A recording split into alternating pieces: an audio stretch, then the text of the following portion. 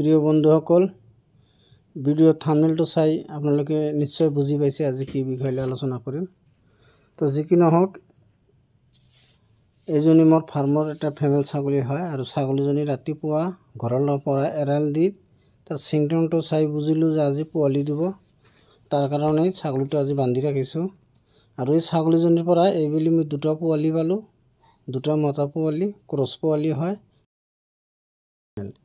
যিকোনো হওক, পোৱালি যেতিয়া জন্ম হয় তেতিয়া কৰিবলগীয়া বহুখিনি কাম থাকে।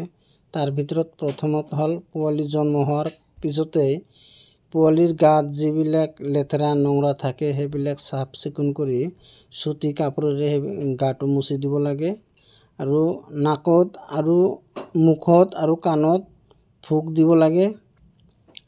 আৰু ছাগলীৰ পোৱালিৰ যিটো নাৰ বুলি কোৱা হয়, নাৰ থাকে, সেই নাৰটো 4 ইঞ্চিমান দীঘল কৰি নতুন বেলেটেৰে কাটি দিব লাগে আৰু তাত পটাছিয়াম পানী দি ধুই দিব লাগে, নাইবা ডেটল দি ধুই দিব লাগে।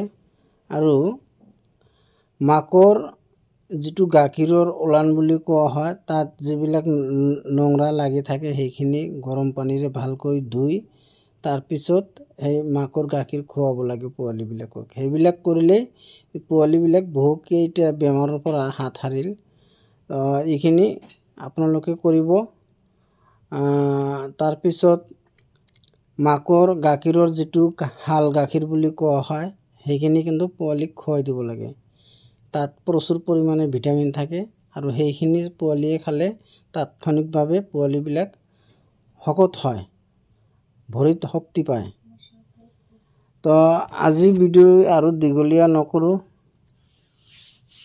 ভিডিঅ'টো চাই যদি ভাল লাগিছে চেনেলটো ছাবস্ক্ৰাইব কৰিব, লাইক কৰিব, কমেণ্ট কৰিব আৰু যদি ফেচবুকত চাই আছে ফ'ল' কৰি শ্বেয়াৰ কৰি দিব, আনক দেখিবলৈ সুযোগ কৰি দিব।